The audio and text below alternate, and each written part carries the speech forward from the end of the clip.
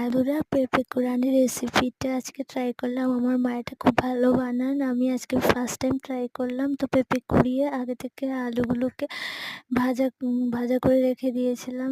তো তেলে এলাচ গুঁড়ো, শুকনো লঙ্কা, তেজপাতা এগুলো সম্বাস দিয়ে এর মধ্যে পেঁপে কুড়ানো দিয়ে দিলাম, পাঁচফোড়নও দিয়েছিলাম। তার মধ্যে মশলা দিয়ে দিলাম হলুদ, ধনিয়া, জিরা আর একটু সবজি মশলা দিয়ে তার মধ্যে পেঁপে কুড়ানোগুলো দিয়ে আলু ভাজাটাও দিয়ে দিলাম।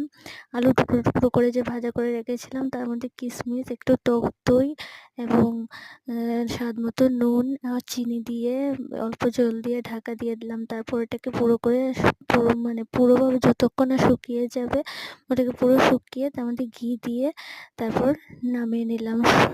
এটা খেতে খুব ভালো লাগে।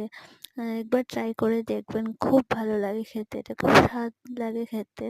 বাঁধাকপি শাকের মতো হয়।